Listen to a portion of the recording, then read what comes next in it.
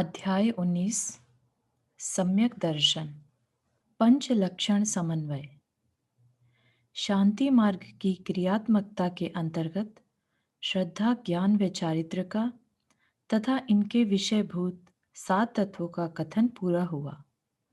अब इस मार्ग के सर्वप्रथम अंग श्रद्धा का अथवा सम्यक दर्शन का कुछ विशेष विस्तार करना यहाँ प्रयोजनीय है। यहाँ यह संदेह उत्पन्न होता है कि आगम में सम्यक्त्व या शांति मार्ग संबंधी सच्ची श्रद्धा के अनेकों लक्षण दिए गए हैं, परंतु यहाँ उनमें से एक भी कहा नहीं गया है।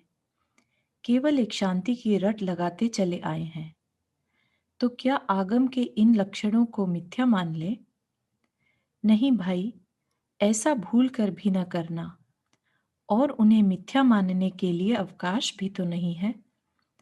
तनिक समझ में फेर है। ध्यान देकर समझें तो सभी लक्षणों में एक ही बात दृष्टिगत होती है।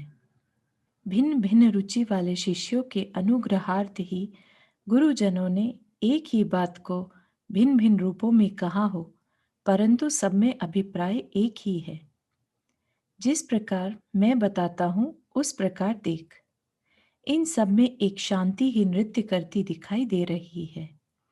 सम्यक्त्व संबंधी लक्षण आगम में मुख्यतः 4 प्रकार से करने में आता है।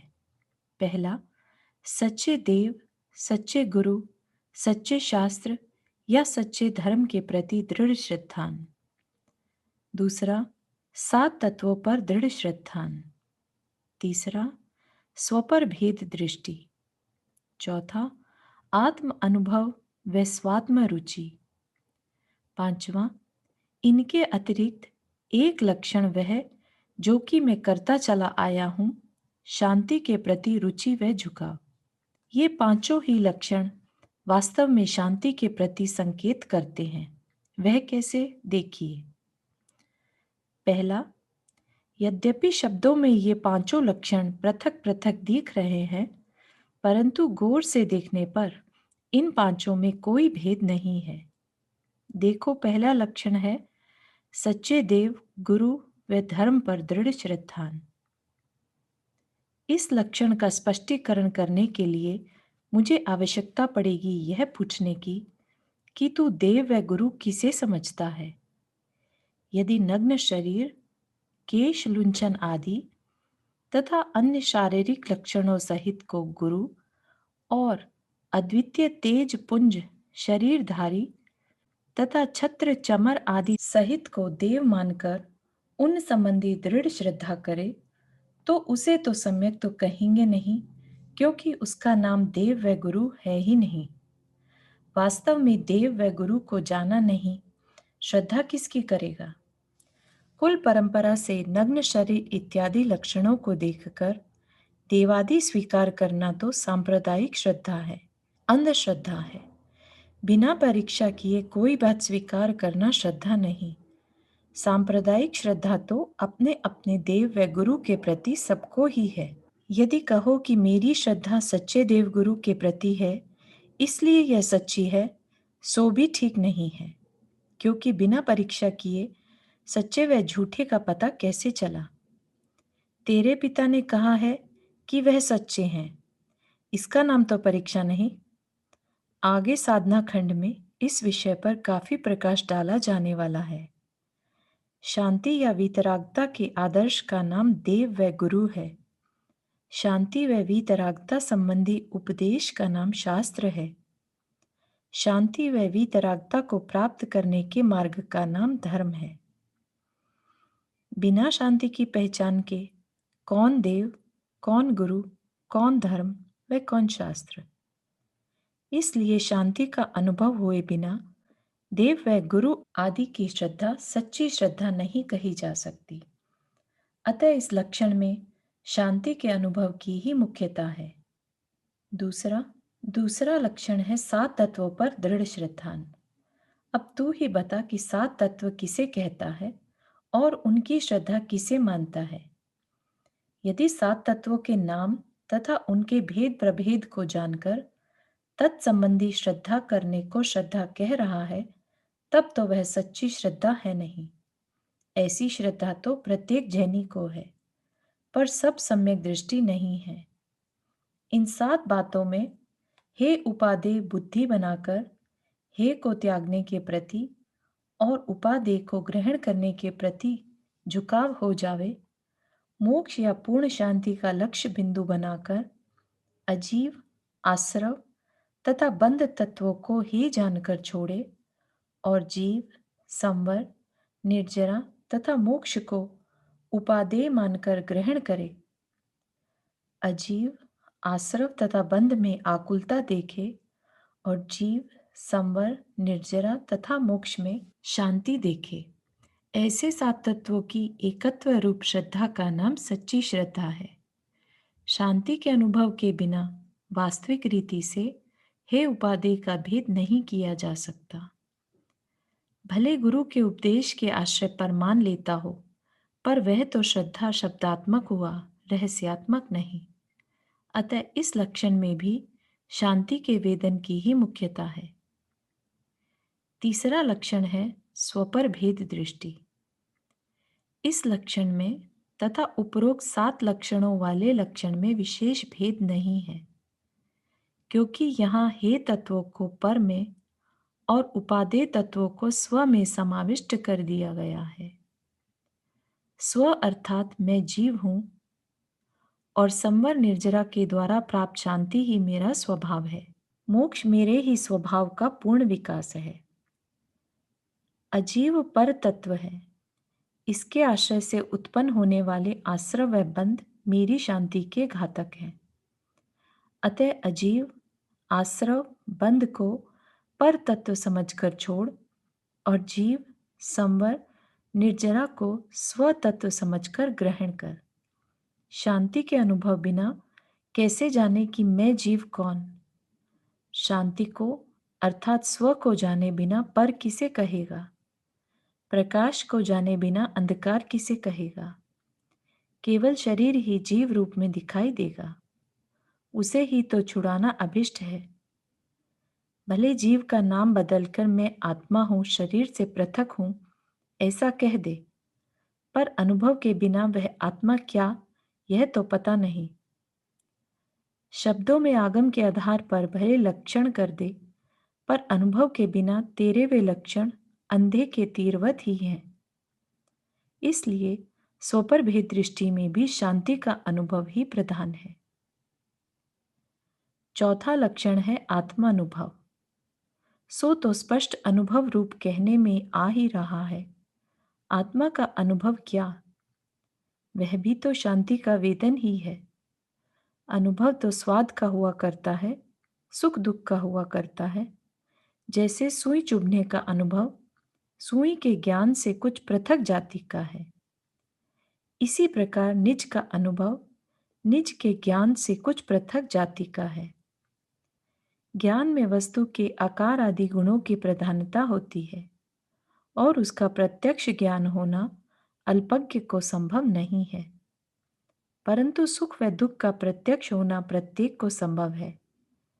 जैसे अंधे को सुई का ज्ञान होना तो संभव नहीं, पर उसके चुभने का प्रत्यक्ष वेदन होना संभव है। इसलिए आत्म अनुभव का अर्थ ही शांति रूप स्वभाव का अनुभव है।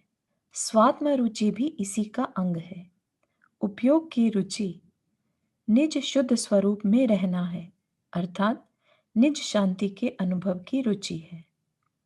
पर पदार्थों में जब तक रुचि रहती है, तब तक निज स्वात्म भूत शांति की प्राप्ति नहीं होती। अतः पर पदार्थों की रुचि त्याग कर स्वात्म रुचि का होना स्वात्म अनुभव का कारण है। इसलिए स्वात्म रुचि को ही सम्यक्त्व कह दिया, और वही तो मैं भी कहता चला आ रहा हूं। अब बताओ कि इन 5 लक्षणों में कहाँ भेद दिखता है? शांति का वेदन हो जाने के पश्चात ही स्वात्म रुचि व आत्म अनुभव हुआ कहा जा सकता है। इसके होने पर ही अपना स्वभाव अर्थात स्वतत्व दृष्टि में आता है। इसके होने पर ही पर तत्व का यथार्थ भान होता है।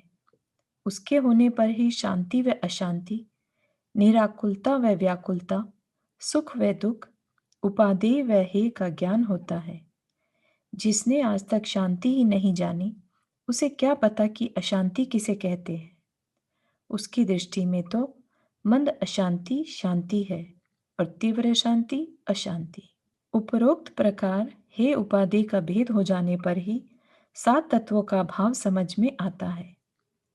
शांति का वेदन हो जाने पर ही शांति के आदर्श रूप देव व गुरु का तथा शांति के उपदेश रूप शास्त्र का अथवा शांति के पथ रूप धर्म का भान होता है। अतः सर्व लक्षणों में एक शांति का ही नृत्य हो रहा है। जिसने शांति को नहीं चखा, वह कैसे जान सकता है कि मैं कौन हूं। मैं को जाने बिना क्या जाने कि जीव या आत्मा किसे कहते हैं। अपने को जाने बिना दूसरे जीवों को कैसे जाने। जिस प्रकार अपने संबंध में कल्पनाएं करता है, उसी प्रकार दूसरों के संबंध में भी करेगा। कैसे जान पाएगा कि जीव तत्व क्या है। जीव तत्व को जाने बिना अजीव तत्व की क्या पहचान करेगा।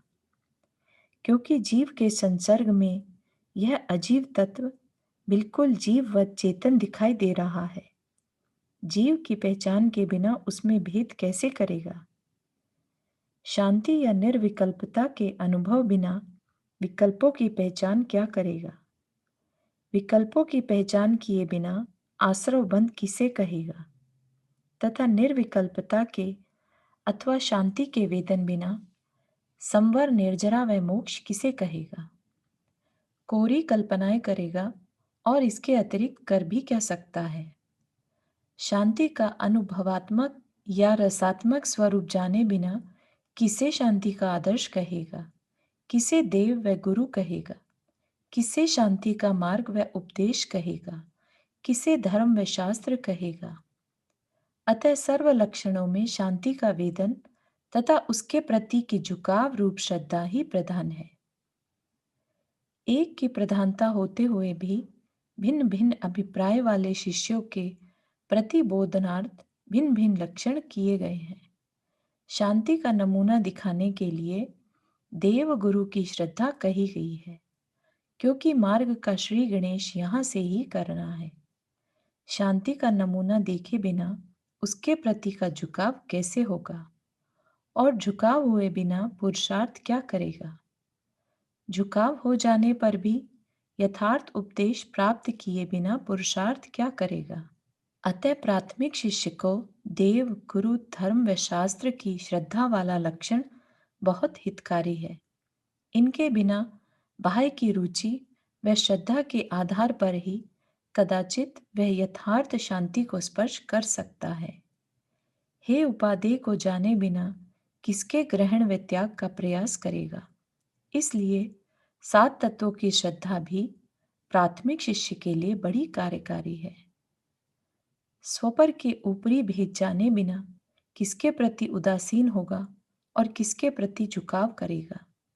इसलिए प्राथमिक दशा में ऊपरी स्वपर भेद जानना भी बहुत कार्यकारी है। इस प्रकार देखने पर इन तीनों बाह्य लक्षणों में भी मात्र शांति का लक्ष्य ही पुकार रहा है। इस प्रकार पांचों लक्षणों में शब्दों का भेद होते हुए भी अभिप्राय की एकता है। विविध अंग। अहो आध्यात्मिक प्रकाश की महिमा। जिसका लक्ष्य शांति की ओर गया, उसका जीवन बदल गया।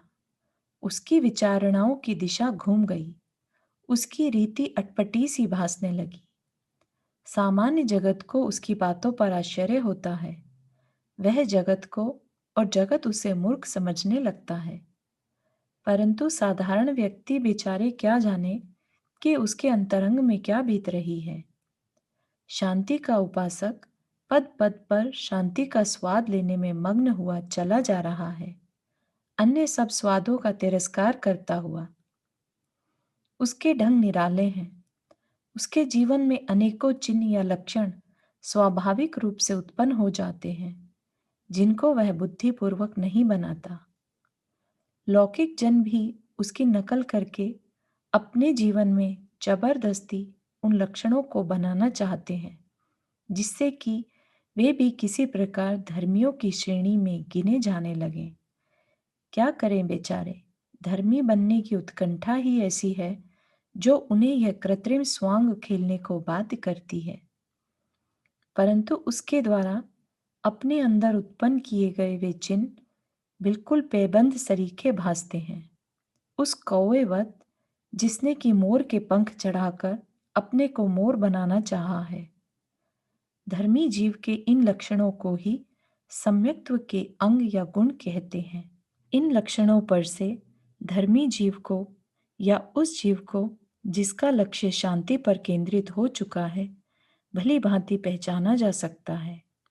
अन्य भी शांति के इच्छुक उसके जीवन में इन गुणों का साक्षात्कार करके अपने इस विश्वास को दृढ़ बना सकते हैं और वह धर्मी स्वयं भी इन गुणों पर से अपनी परीक्षा कर सकता है कि कहीं मार्ग से विचलित तो नहीं हो गया है। इनमें से कुछ इस प्रकार हैं। पहला, निशंकता। दूसरा, निराकांक्षता। तीसरा, निर्विचिकित्सा। चौथा, अमूढ़ दृष्टि। पांचवा, उपगूहन या उपब्रह्मण। छठा, स्थितिकरण। सातवां, वात्सल्य। आठवां, प्रभावना। नौवां, प्रशम। 10वां, संवेग। 11वां, अनुकंपा। 12वां, आस्तिक्य। 13वां, मैत्री। 14वां, प्रमोद। 15वां, कारुण्य। और 16वां, निरंकारता। आगे इन्हीं का पृथक पृथक विस्तार करने में आता है। पहला, शांति का उपासक दृढ़तया निश्चय कर बैठा है कि वह चैतन्य है, निर्बाध है, अमूर्तिक है, ज्ञान पुंज है, शांति का स्वामी है और कोई भी उसके इन गुणों में बाधा डालने को समर्थ नहीं। इसलिए उसमें एक निर्भीकता सी उत्पन्न हो जाती है, कोई अलौकिक साहस जागृत हो जाता है। वह इस कुछ थोड़े से वर्षों मात्र के जीवन में अपने को सीमित करके नहीं देखता। भूतकाल में अनादि से चले आए और भविष्यत काल में अनंत काल तक चले जाने वाले संपूर्ण जीवनों तथा रूपों को फैलाकर एक अखंड जीवन के रूप में देखने लगता है। इसलिए मृत्यु उसकी दृष्टि में खेल हो जाती है। एक खिलौना लिया तोड़ दिया, दूसरा लेकर खेलने लगा, बस इसके अतिरिक्त और मृत्यु है भी क्या। इस शरीर के त्याग का नाम वह मृत्यु समझता ही नहीं, केवल पुराने वस्त्र उतार कर नवीन वस्त्र धारण करने वत समझता है। सराय के कमरे को छोड़कर दूसरे कमरे में चला जाना मात्र समझता है, जो संभवतः पहले वाले से कुछ अच्छा है। मृत्यु उसकी दृष्टि में रूप परिवर्तन मात्र है, विनाश नहीं। उसमें उसे कोई हानि दिखाई नहीं देती। हानि दिखाई देती है केवल एक ही बात में, और वह है उसकी शांति में बाधा। उसे सब कुछ सहन है, पर शांति का विरह सहन नहीं। अतः उन संकल्प विकल्पों को मृत्यु समझता है जो क्षण क्षण में आकर उसे बाधित करने का प्रयत्न करते हैं। उसका जीवन शरीर नहीं, शांति है। वह हर प्रकार से निर्भय रहता है। उसे लोक में किससे भय लगे। लौकिक कोई भी शक्ति शरीर को बाधा पहुंचा सके तो कदाचित किसी अपेक्षा पहुंचा सके, पर उसकी शांति को बाधा पहुंचाने में स्वयं उसके अतिरिक्त कोई समर्थ नहीं। इस जीवन में कोई उसके शरीर को बाधा न पहुंचा दे, इस बात का उसे क्या भय। अगले भव में कैसा शरीर या वातावरण मिले, इस बात की उसे क्या चिंता। कुछ मिले या ना मिले, उसकी शांति उसके पास है। शरीर का विनाश उसका विनाश नहीं, अतः उसे मृत्यु से क्या डर। शरीर की ही परवाह नहीं तो रोग आने की क्या चिंता। अन्य के द्वारा अपनी रक्षा की क्या आवश्यकता। उसकी शांति स्वयं उसमें गुप्त रूप से सुरक्षित है, अतः किसी गुप्त स्थान में छिपकर इस शरीर की रक्षा का भाव उसे क्यों आए। अकस्मात ही कोई बड़ा कष्ट न आ पड़े, बिजली न गिर पड़े, बम न गिर पड़े, इत्यादि भय को कहाँ स्थान। इस प्रकार सातों मुख्य भयों से मुक्त निर्भीक वृत्ति वैसे की भांति बराबर अपनी शांति की रक्षा करने में तत्पर हुआ आगे बढ़ता चला जाता है। लोग कुछ भी कहें पर वह किसी की सुनता नहीं। उसका एक ही लक्ष्य है, आगे बढ़ो शांति की ओर। मृत्यु आ जाए परवाह नहीं, इससे पहले जहां तक हो सके बढ़ो। मृत्यु के पश्चात अगले जीवन में पुनः वही पुरुषार्थ चालू करो, उस स्थान से आगे जहां की इस जीवन में छोड़ा है। पीछे मुड़कर देखना उसका काम नहीं। लोग बेचारे सहानुभूति करें, दया दर्शाएं, पर वह किसी की नहीं सुनता। जानता है कि इन बेचारों को नहीं पता कि मैं कहाँ जा रहा हूँ, अतः केवल हंस देता है उनकी बातों पर और चल देता है आगे। वह जानता है कि लोगों की सहानुभूति शरीर के साथ है, उसकी शांति के साथ नहीं, अतः उनके कहने पर अपना मार्ग नहीं छोड़ता। उसके हाथ में है ऊंचे ही ऊंचे की पताका, इसकी लाज बचाना ही उसका कर्तव्य है। ओह, कितनी निर्भीकता! कोई कृत्रिम रूप से अपने में प्रकट करना चाहे तो क्या संभव है? ऊपरी प्रवृत्तियों में या शरीर आदि की क्रियाओं में भले प्रकट न होने दे, पर अंतर में पड़े भय को कैसे टाले? हृदय तो कांप ही रहा है। यह निर्भीकता ही है उसका निशंकित गुण, अर्थात उसे भय की शंका स्वाभाविक रीति से नहीं होती। यह शंका हो सकती है कि ज्ञानी को भी भय होता तो देखा जाता है। इस प्रश्न का उत्तर आगे निर्विचिकित्सा गुण में दिया जाने वाला है, वहां से जान लेना। अथवा मैं जीव हूं, शांति का पुंज हूं, अन्य कुछ नहीं। अन्य से मुझे कुछ लाभ हानि नहीं। इन क्षणिक विकल्पों के अतिरिक्त अन्य मेरा कोई शत्रु नहीं।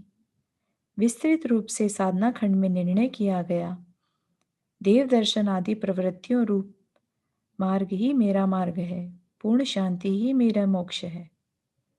हे उपादेय तत्वों का इस प्रकार अनुभवात्मक निर्णय हो जाने पर कौन शक्ति है जो उसके इस श्रद्धान में कंपन उत्पन्न कर सके? स्वयं भगवान भी आए तो वह अपना विश्वास बदलने को तैयार नहीं। उसने अहित को व हित को स्वयं साक्षात रूप से मुंह दर मुंह खड़ा करके देखा है। कैसे भूले उसे? उसका श्रद्धान पूर्व में बताए अनुसार चौथी कोटि की श्रद्धा में प्रवेश पा चुका है। अतः यह ऐसे है कि ऐसे इस प्रकार के तत्वों में या गुरु वाक्यों में उसे शंका क्यों उपजे? स्वाभाविक रूप से ही उसकी इस प्रकार की सर्व शंकाएं मर चुकी हैं। यह भी उसकी निःशंकता का ही दूसरा लक्षण है। लौकिक जन भले उसकी देखा में देखी गुरु वाक्यों में जबरदस्ती शंका उत्पन्न न करें। जिन वच में शंका न धारो, गुरु का ऐसा उपदेश है। यदि तत्वों आदि में शंकाएं करूंगा, युक्ति व तर्क करूंगा, संशय करूंगा, तो मेरा सम्यक तो घाता जाएगा। अतः चुप ही रहना ठीक है। ऐसा मानकर तत्व समझने के लिए प्रश्न भी करते डरते हैं। अरे प्रभु, सम्यक तो है ही नहीं, घाता क्या जाएगा? शांति पर लक्ष्य है ही नहीं, विच्छेद किसका होगा? भले शब्दों में न कहे, पर हृदय में उत्पन्न हुई शंकाएं कैसे दबाएगा? यदि ऐसा करूंगा तो सम्यक घाता जाएगा, ऐसा भय ही तो शंका है। वह तो उठ ही रही है। भगवान, यह तेरी शंका तो तुझे जागृत करने आई है, सावधान हो। अपने को झूठ मूठ धर्मी मान बैठा है, केवल बाह्य की कुछ क्रियाएं करने के आधार पर। तो तेरी कल्पना झूठी है। ऐसा झूठा संतोष त्याग, वस्तु कुछ और ही है। उसे तू आज तक जान नहीं पाया है। शास्त्र पढ़े हैं पर रहस्य नहीं समझा है। अतः उसे समझ और पूर्व कथित मार्ग पर चल। अपने जीवन को उस सांचे में ढाल, शांति का अनुभव कर और तब प्रगटेगी तेरी निशंकता। यूं नकल करने से तुझे क्या लाभ? जबरदस्ती शंकाओं को दबाने का नाम निशंकता नहीं, बल्कि स्वाभाविक रूप से अंतरंग अनुभवात्मक निर्णय के कारण शंका को अवकाश ही न है, इसका नाम निशंकता है। धर्मी को ऐसी ही निशंकता होती है, बनावटी नहीं। शांति के उपासक को शांति के अतिरिक्त किसी बात की अभिलाषा नहीं, और शांति स्वयं उसके पास है, बाहर कहीं से आनी नहीं है। इंद्रिय भोगों के प्रति उसे बहुमान नहीं, क्या मांगे बाहर के संसर्गों से।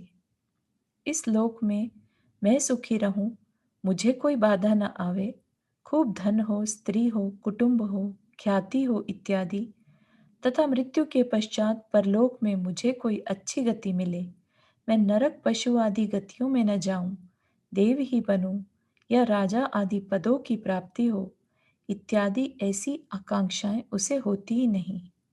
उसके लिए सब योनि समान है, सब उसी के एक अखंड जीवन के भिन्न भिन्न रूप हैं। किसके प्रति आकर्षित हो? देव गति में ही क्या विशेष आकर्षण है जो नरक गति में नहीं? देव गति तो उसकी दृष्टि में है 33 सागर की कैद।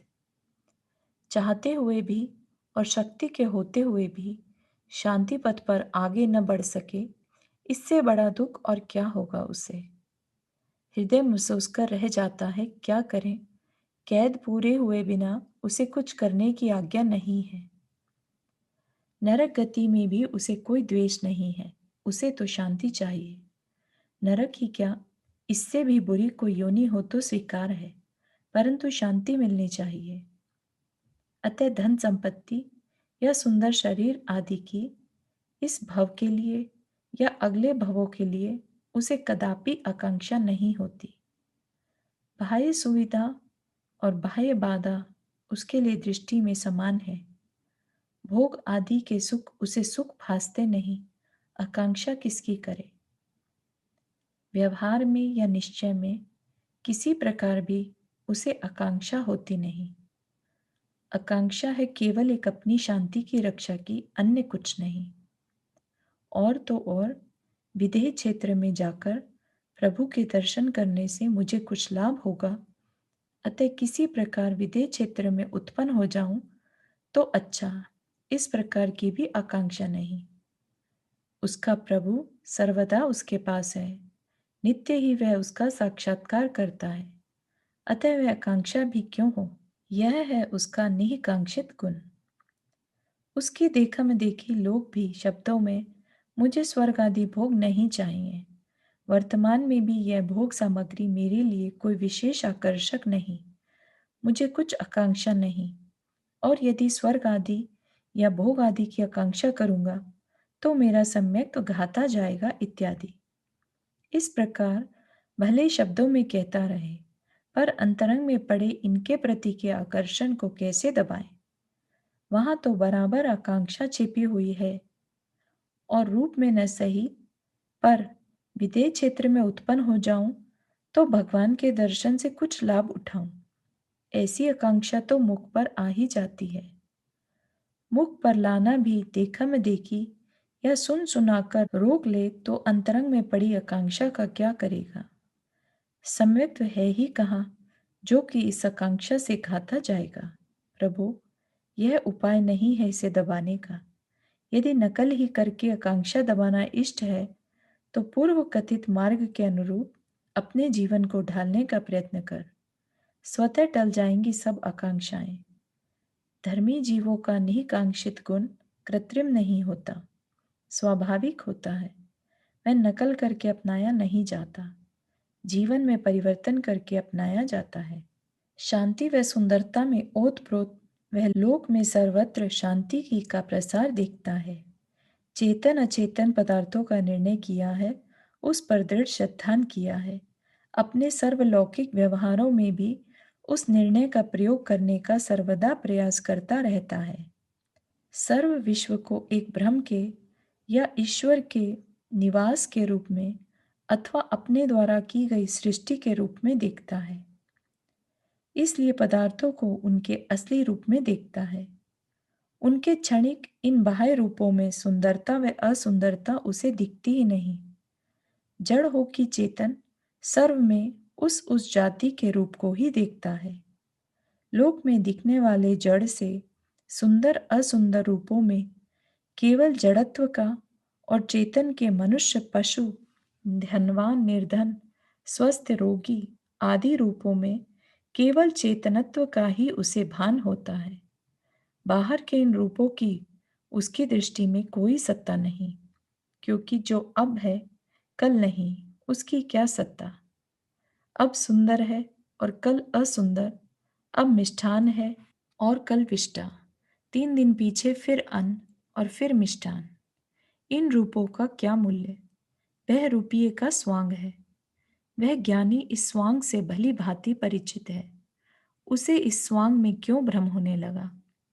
इसलिए उसे मिष्टान के प्रति आकर्षण और विष्टा के प्रति घृणा नहीं होती। किसी पुरुष में मित्रता और किसी में शत्रुता का भान नहीं होता। किसी में अपनत्व और किसी में परत्व का भाव नहीं आता। यही है उसका निर्विचिकित्सा गुण। तू तो कुछ सोच में पड़ गया भाई यह सुनकर। संभवतः सोच रहा हो कि गृहस्थ की या ऊपर की भी यथा योग्य भूमिकाओं में ज्ञानी की यथार्थतया यह दशा देखने में नहीं आती, क्योंकि कोई भी मिष्टान की बजाय विष्टा खाने को तैयार नहीं, और गृहस्थ ज्ञानी भी पिता व पथिक में एकत्व मानने को तैयार नहीं। फिर एकता कैसे कहते हो। तेरा विचार ठीक है भाई, ऐसा ही है। तनिक गहराई में उतरकर अभिप्राय की परीक्षा कर, बाह्य क्रिया को मत देख। यह प्रकरण सम्यक्त अर्थात श्रद्धा के गुणों का है, चारित्र के गुणों का नहीं। अभिप्राय में साम्यता आ जाने पर तुरंत चारित्र में साम्यता आना आवश्यक नहीं। अभिप्राय पूर्व क्षण में ही पूरा हो जाता है, परंतु उसके अनुरूप जीवन बनाने में बहुत देर लगती है। धीरे धीरे जीवन या चरित्र भी आगे चलकर उसके अनुरूप अवश्य बन जाता है। देख, गृहस्थ अवस्था में रहते हुए जो व्यक्ति पिता व पथिक में या मित्र व शत्रु में कुछ भेद व्यवहार करता है, साधु बनने के पश्चात बिल्कुल नहीं करता। यह गुण क्या उसमें एकदम प्रकट हो गया। नहीं, गृहस्थ अवस्था में ही साधना के प्रथम क्षण से प्रकट होना प्रारंभ हुआ था, यहां आकर पूर्ण हुआ। पूर्ण हो जाने से पहले भले तो उसे न देख पाए, पर वह उसके जीवन में किंचित भी न हो ऐसा नहीं था। गृहस्थ अवस्था में भी इस प्रकार का भेद व्यवहार करने से वह संतुष्ट नहीं था। उसे अपनी इस प्रवृत्ति के प्रति घृणा थी। वह इसके लिए अपने को धिक्कारा करता था और बराबर इस भेद बुद्धि को दूर करने का प्रयत्न करता था। उस समय उसके अभिप्राय में साम्यता अवश्य थी। उसी ने बढ़ते बढ़ते अब चारित्र का रूप धारण किया है। इस प्रकार योगी होने के पश्चात भी विष्टा व मिष्टान में भेद रहता है, परंतु अभिप्राय में जाकर देखें तो अभेद ही है, क्योंकि उसे इस बात का दृढ़ निर्णय है कि दोनों ही पदार्थ केवल गेय हैं, भोज्य नहीं। भले शक्ति की हीनता व शरीर के रागवश उनको भोगने का विचार आता है, परंतु यह विचार अनिष्ट है। बाहर में प्रकट दिखने वाला यह भेद इस राग का कार्य है, अभिप्राय का नहीं। अभिप्राय में तो यही है कि कौन दिन आए कि खाने पीने के राग से मुक्त हो जाऊं। बस जिस दिन ऐसी अवस्था में प्रवेश कर जाता है, अर्थात अरिहंत अवस्था में, तो वह अभिप्राय ही पूर्व दृष्टांतवत साकार होकर सामने आ जाता है। साधु अवस्था तक उसे पूर्व दृष्टांतवत इस भेद बुद्धि के प्रति बराबर आत्मनिंदन होता रहता है। विष्टा से तू भी घृणा करता है और एक ज्ञानी भी, पर महान अंतर है दोनों की घृणा में। तेरी घृणा के पीछे पड़ा है यह अभिप्राय कि यह घृणा तेरे लिए हितकर है, और उसके अंदर में पड़ा है यह अभिप्राय कि यह घृणा उसका दोष है, त्याज्य है, जितनी जल्दी छूट जाए अच्छा है। इसी प्रकार एक भंगी व ब्राह्मण में भी भले वर्तमान रागवश या पूर्व संस्कारवश वह कुछ भेद करता हो, भंगी से बचने का प्रयत्न करता हो, परंतु अभिप्राय में अपने इस कृत्य की निंदा करता है, इसे त्याज समझता है, जबकि तू इसे ही अपने लिए हितकारी समझता है।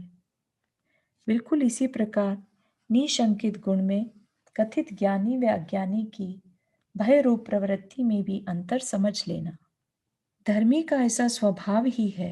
वह कोई बनावट करके यह बात पैदा नहीं करता। उसमें अकृत्रिम रूप से स्वतः ही यह भाव उत्पन्न होता है। किसी की देखा में देखी या सुन सुनाकर शब्दों में कोई इस साम्यता का गुणगान करने लगे और घृणा न करे, तो वह गुण प्रकट हुआ कहा नहीं जा सकता। क्योंकि अंतरंग में पड़ी घृणा को कैसे निकालेगा? बनावटी रूप से घृणा न करे तो निर्विचिकित्सा गुण नहीं बनता। अभिप्राय में अंतर पड़ना चाहिए, जो बिना वस्तु स्वभाव समझे नहीं हो सकता, अर्थात आत्म अनुभव हुए बिना नहीं हो सकता। साधारण चेतन तथा अचेतन द्रव्य के प्रति तो उपरोक्त प्रकार घृणा का अभाव हो ही जाता है, परंतु इसके अतिरिक्त विशेष गुणी जीवों के प्रति यही परिणाम कुछ और विशेषता धारण कर लेता है।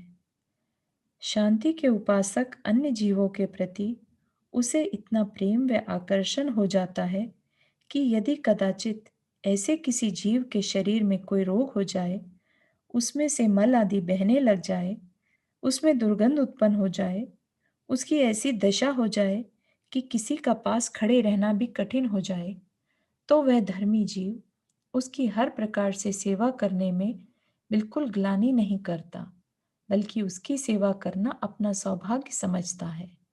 उसके मलमूत्र को अपने हाथ पर उठाने में भी उसे संकोच नहीं होता। कफ या नासिका के मल को अपने हाथ में धारण कर लेने पर भी ग्लानि उसको नहीं होती। उन पदार्थों के प्रति अल्पावस्था के कारण जो कुछ ग्लानि उसकी प्रवृत्ति में दिखाई देती थी, वह उस पात्र के गुणों के प्रति जो बहुमान उसे उत्पन्न हुआ है, उसमें दबकर रह गई है। यह है उसका निर्विचिकित्सा गुण। अहो शांति की महिमा, जिसके कारण बिना प्रयास के ही इतने गुण स्वतः प्रकट हो जाते हैं। कितना बड़ा कुटुंब है इस शांति का। बात चलती है धर्मी जीव के गुणों अथवा उसके लक्षणों की, जिन पर से यह निर्णय किया जा सके कि अमुक व्यक्ति धर्मी है कि अधर्मी, अर्थात शांति का उपासक है कि भोगों का। उसके अनेक गुणों में से 3 गुण, निशंकता, निराकांक्षता व निर्विचिकित्सा की बात कल चल चुकी। आज अगले कुछ गुणों की बात चलती है। अनुभव के आधार पर शांति का व शांति के आदर्श का दृढ़ता से निर्णय हो जाने के कारण, शांति के आस्वाद के प्रति अत्यंत बहुमान उत्पन्न हो जाने के कारण तथा शांति के अतिरिक्त अन्य सर्व प्रयोजन लुप्त हो जाने के कारण, अब उसका स्वाभाविक बहुमान शांति के आदर्श भूदेव शास्त्र गुरु के प्रति अथवा शांति रूप धर्म के प्रति अथवा इनके उपासकों के प्रति ही रहता है, किसी अन्य के प्रति नहीं। यह बात कृत्रिम नहीं होती, क्योंकि लोक में भी ऐसा देखने में आता है कि जुआरी का बहुमान जुआरी के प्रति ही होता है, अन्य के प्रति नहीं। उसमें उसकी दृष्टि भ्रम को प्राप्त होती नहीं। इसी का नाम है अमूढ़ दृष्टिपना। इसका यह अर्थ नहीं कि उनके अतिरिक्त अन्य सर्व से उसे द्वेष हो जाता है। अपने पुत्र से प्रेम करने का यह अर्थ नहीं कि दूसरे के पुत्रों से उसको द्वेष हो। राग व द्वेष के अतिरिक्त एक तीसरी बात भी होती है, जिसे माध्यस्थता कहते हैं। आप सबको भी माध्यस्थ परिणाम का भान है, परंतु यह पकड़ नहीं है कि माध्यस्थता उसी का नाम है। देखिए, आपके घर के आगे से अनेकों व्यक्ति आ रहे हैं और जा रहे हैं। आप अपने बरामदे में खड़े होकर सबको देख रहे हैं। बताइए, उनसे आपको प्रेम है कि द्वेष? न प्रेम है न द्वेष, यह आप भली भांति जानते हैं। फिर भी उनको क्यों देखते हैं? इसी का नाम माध्यस्थता है। इसमें न देखने व बोलने का कोई अभिप्राय है और न उसके निषेध का। बस इसी प्रकार का माध्यस्थ भाव उन अन्य व्यक्तियों आदि के प्रति उसे रहता है। न उनके प्रति बहुमान का कुछ अभिप्राय है और न निषेध का। इसी गुण के संबंध में ठीक ठीक परिचय न होने के कारण आज सांप्रदायिक विद्वेष को अमूढ़ दृष्टिपना ग्रहण करने में आ रहा है, जिसके कारण आज हम अन्य देवी देवताओं की निंदा व अभिनय करने को तैयार हो जाते हैं। उनके प्रति मुख करके खड़ा होना भी आज हमें सहन नहीं होता। या तो ऐसे स्थानों पर जाते हुए ही हम घबराते हैं, और यदि किसी के दबाव के कारण जाना भी पड़े तो उनकी तरफ पीठ करके खड़े हो जाते हैं कि कहीं उनका प्रभाव न पड़ जाए। ऐसा करने से हमें इतना भी विचार नहीं रहता कि उनके उपासक जो अन्य भक्त जन हैं, उन्हें हमारी इस प्रवृत्ति को देखकर कितना दुख होगा। साक्षात हिंसा होते हुए भी हम उसे गुण मान बैठे हैं। भगवान, इसका नाम अमूढ़ दृष्टिपना नहीं है, यह सांप्रदायिक विद्वेष है। यह गुण नहीं, महान दोष है। अमूढ़ दृष्टि नहीं, मूढ़ दृष्टि है। उसके प्रति पीठ घुमाने का अर्थ है यह कि आप उसमें कुछ विशेषता देख रहे हैं। यदि सामान्य दृष्टि से देखा होता तो अपने घर के सामने से गुजरने वाले व्यक्तियों में तथा उनमें क्या अंतर था। जैसे माध्यस्थ भाव से उन जाते हुए व्यक्तियों को देखते थे, वैसे ही माध्यस्थ भाव से उनको भी देख लेते, क्या बाधा आती थी। अतः भगवान, अब वीतरागी गुरुओं की शरण में आकर इस सांप्रदायिक विद्वेष को त्याग, सबके प्रति माध्यस्थता धारण कर। शांति पथ पर बराबर आगे बढ़ने वाला जीव उसमें बाधा पहुंचाने वाले अपने अपराधों के प्रति सदा जागृत रहता है, एक क्षण को भी उनसे गाफिल नहीं होता। इसलिए वह सदा अपने जीवन में दोष ही दोष ढूंढने का प्रयत्न करता है। यद्यपि उसको अनेकों गुण प्राप्त हो चुके हैं, पर उनके प्रति उसकी दृष्टि नहीं जाती। पूर्णता के लक्ष्य में उसे कमी ही कमी दिखाई देती है। इस कमी को जिस किस प्रकार भी दूर करना अपना कर्तव्य समझता है। अपने गुणों के प्रति दृष्टि चली जाने से अभिमान उत्पन्न हो जाता है। ओह, मैं इन लौकिक रंक जीवों से कितना ऊंचा हूं। ऐसा अभिमान उसे ऐसी खाई में धकेल देगा जहां से वह उठने का नाम भी न ले सकेगा। इसके विपरीत उसे अन्य जीवों के जीवन में गुण ही गुण दिखाई देते हैं। गुणों के प्रति बहुमान जो है उसे, गुणों को अपने जीवन में उत्पन्न जो करना है उसे, गुणों का वह सच्चा ग्राहक है।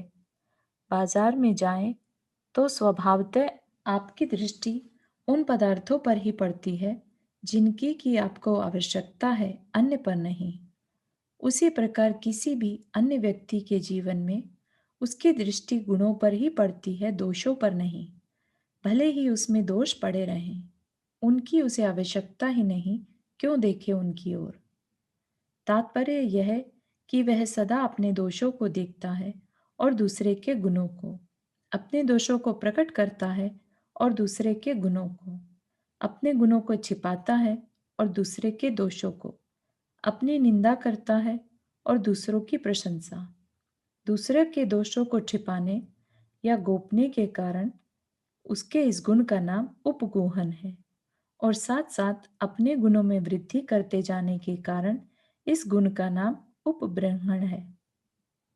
आज हमारे जीवन का अधिक भाग बीता जा रहा है बिल्कुल इसके विपरीत दोष में, अर्थात अपनी प्रशंसा करते हुए और दूसरों की निंदा करते हुए। आज दूसरों के अनहुए या तृणवत दोष भी हमें बहुत बड़े भासते हैं, और अपने अंदर पड़े हुए शहतीर जितने बड़े दोष भी दिखाई नहीं देते।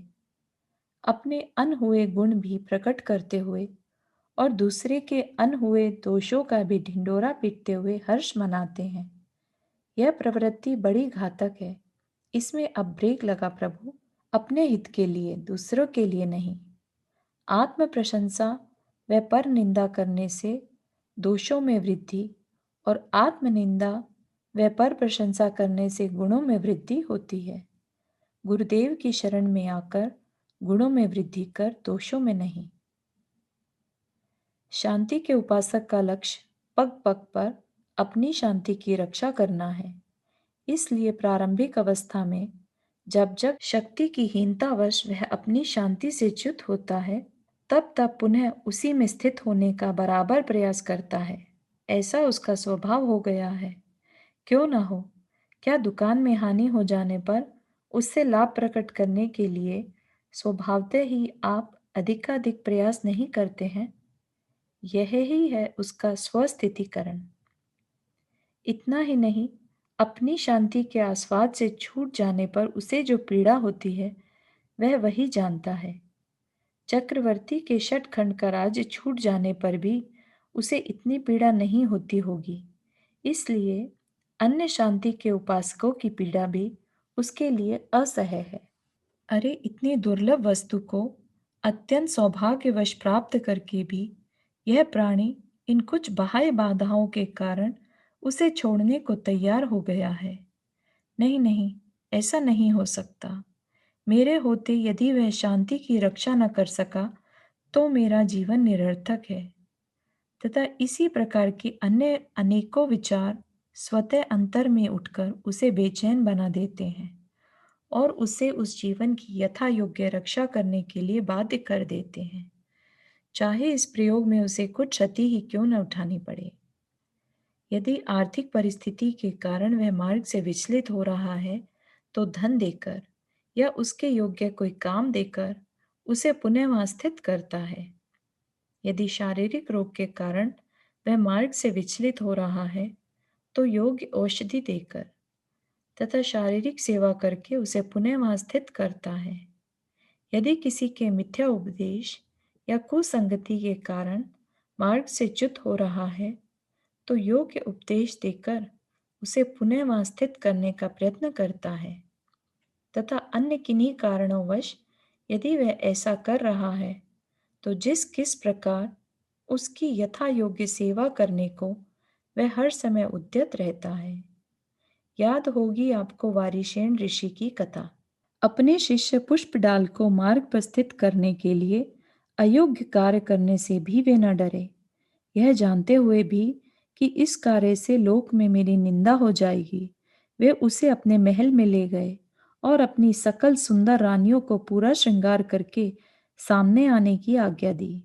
इस सर्व कार्य में उनका अभिप्राय खोटा नहीं था, केवल पुष्पडाल के मन की शल्य को निकालना था। बस इस स्वाभाविक गुण का नाम है स्थितिकरण। हमारी प्रवृत्ति बिल्कुल इसके विपरीत है। किसी साधक के जीवन में किंचित दोष लगा कि चारों ओर से धुतकारें आनी प्रारंभ हुई। भगवान, रोकिए इस प्रवृत्ति को।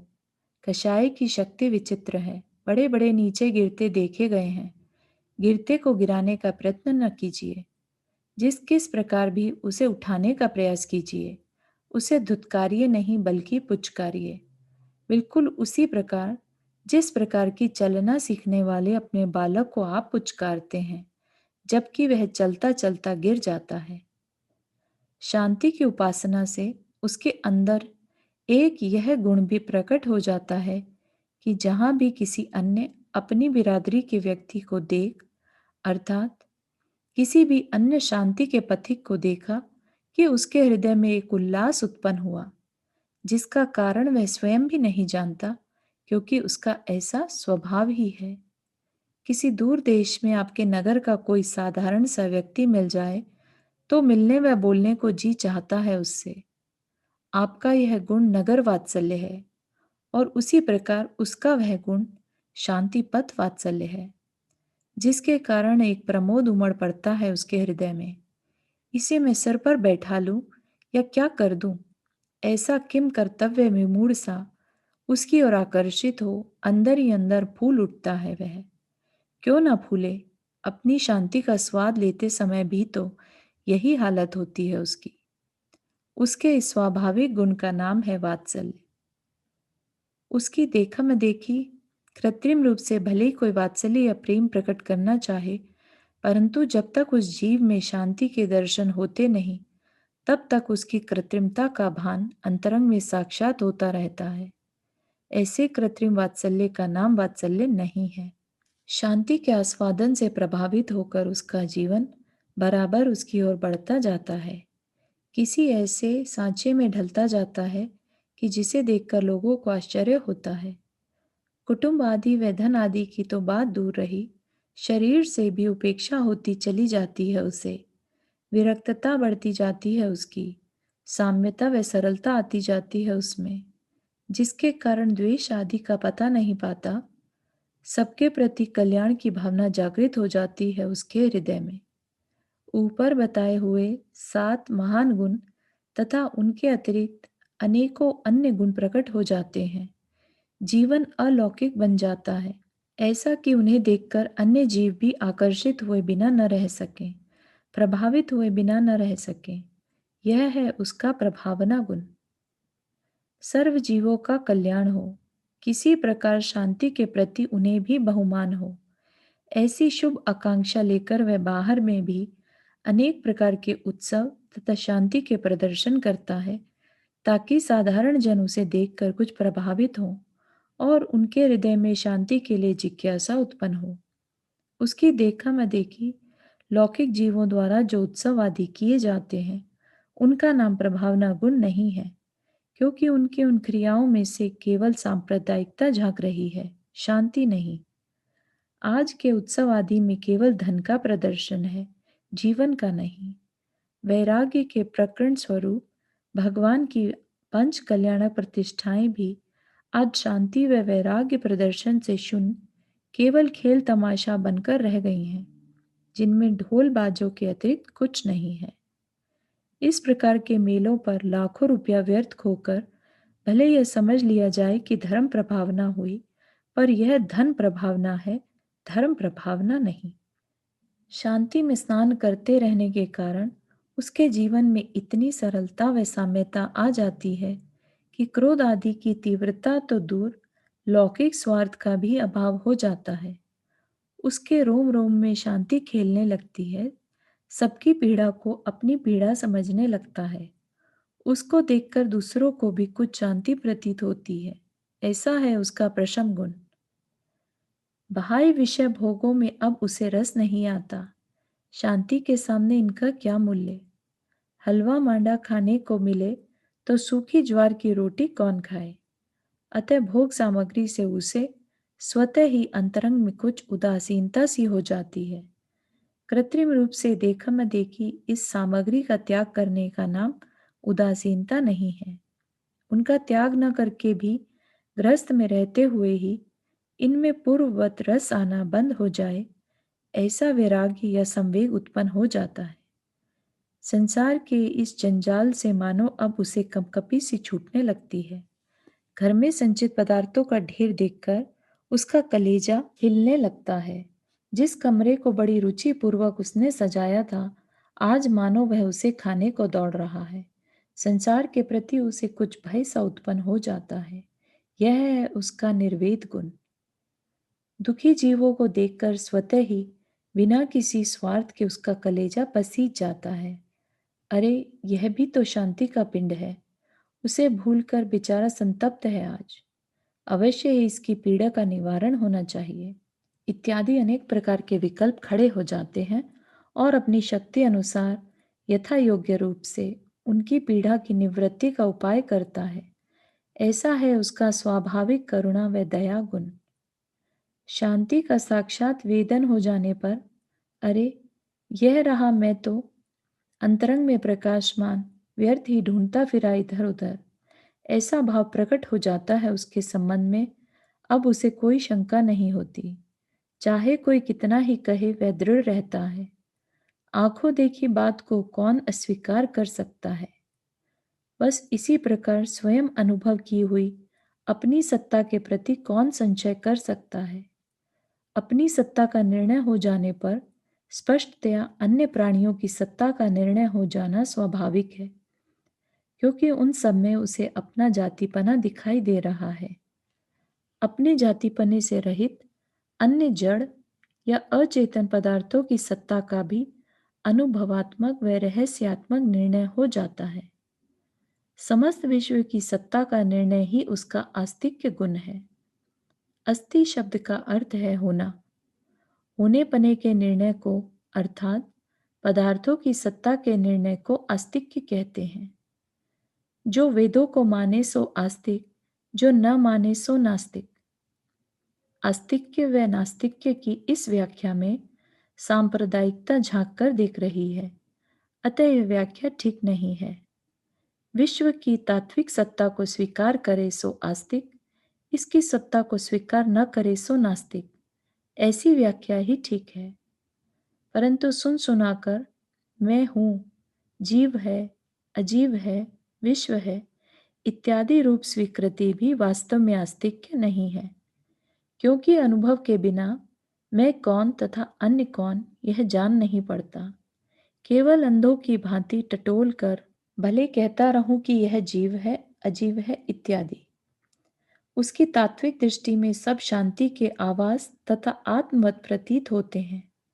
यह है उसका मैत्री भाव।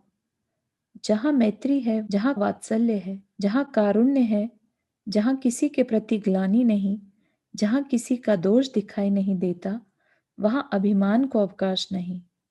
तत्वज्ञ को न कुल जाति का मद होता है, न धन ऐश्वर्य का, और न ज्ञान चारित्र तथा तप का। उसका अहंकार गलित हो जाता है।